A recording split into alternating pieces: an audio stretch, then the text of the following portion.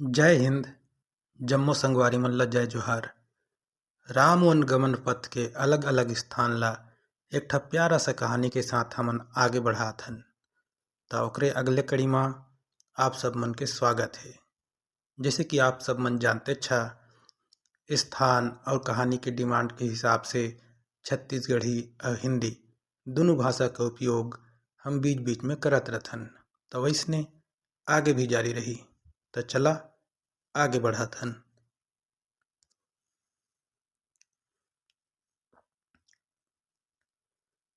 संसार चक्र क्या है? संदीप ने अपने पिता से प्रश्न किया। कर्मों का बंधन, उसके पिता ने उत्तर दिया। वे सभी गाड़ी में बैठे थे और सीता लेखनी की ओर बढ़ रहे थे। कर्मों का बंधन? संदीप प्रश्नवाचक शैली में बोला। हमारे कर्म या तो पाप की श्रेणी में होंगे या पुण्य, परंतु दोनों ही स्थिति में हमें अपने कर्मों का फल भोगने के लिए जन्म अवश्य लेना पड़ेगा, उसके पिता ने उत्तर दिया। तुम ऐसा समझ लो, एक सोने का पिंजड़ा है तो दूसरा कांटों भरे लोहे का, परंतु दोनों ही कर्म हमें संसार से बांधता अवश्य है और बार बार जन्म लेने के लिए विवश करता है।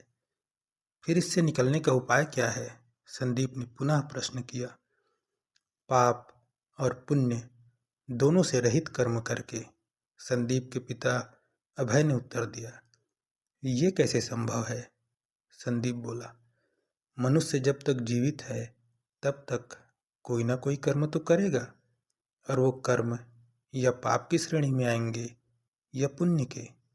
दोनों से रहित भला कैसे हुआ जा सकता है? समर्पण से, भक्ति से, उसके पिता ने उत्तर दिया।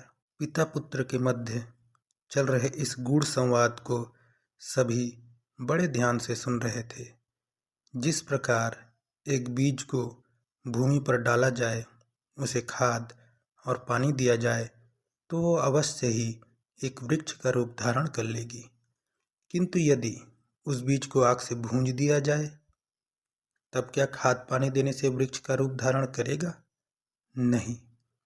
उसी प्रकार यदि हम धर्म सम्मत कर्म करें और उसे प्रभु को समर्पित करें तो उस कर्म का कोई फल नहीं बनता, परंतु धर्म सम्मत कर्म करने के लिए जिस शक्ति की आवश्यकता होती है वो मिलती है भक्ति से, भगवान नाम से।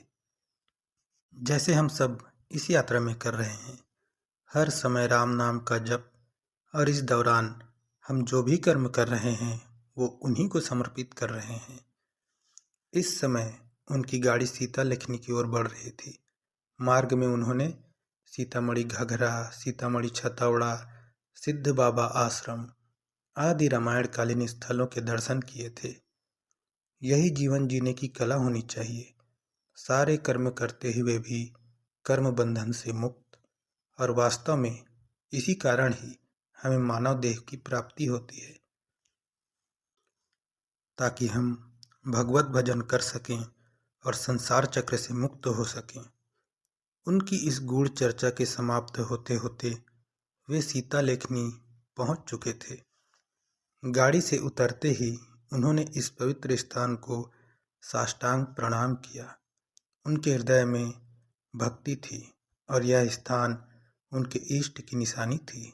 अतः उनका हृदय द्रवित होने लगा, जिसके कारण उनकी आंखें नम हो गईं।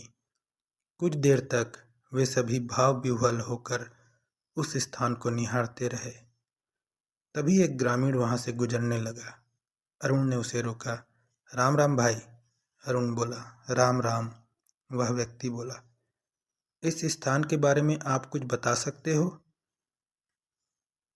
बड़े बुजुर्गों से जो सुना है वह बताता हूँ, वह व्यक्ति बोला। जब प्रभु श्री रामचंद्र अपनी पत्नी सीता और भाई लक्ष्मण के साथ इस स्थान पर आए थे, तभी माता सीता ने सिंदूर लगाने के लिए इस स्थान पर अपनी उंगली से रगड़ा था, जिससे इस स्थान से सिंदूर निकल आया था, जिसे उन्होंने अपने माथे पर लगाया। गर्मी ज़्यादा होने के कारण वह सिंदूर पसीने के साथ चूने लगा। माता ने हाथ से माथे का पसीना पोंछा और यहाँ छिड़क दिया, जिसके कारण इस स्थान पर आज भी सिंदूर का रंग दिखता है। धन्यवाद भाई, अरुण बोला। अरे धन्यवाद आपका, वह व्यक्ति बोला। आपके कारण प्रभु की चर्चा का अवसर मिला। इतना कहकर वह व्यक्ति वहां से चला गया। अरुण ने वहां से मिट्टी उठाई और उसे डिब्बे में डाल दिया। उसके बाद उन्होंने वहां से लगभग 3 किलोमीटर दूर स्थित लक्ष्मण पंजा के दर्शन किए, फिर रामगढ़ की पहाड़ी की ओर निकल पड़े। दोस्तों, यह कड़ी इसी प्रकार जारी रहेगी।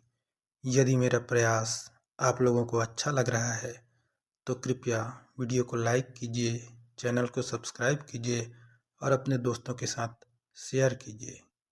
अच्छा, अब अगले वीडियो में मिलते हैं। तब तक के लिए राम राम।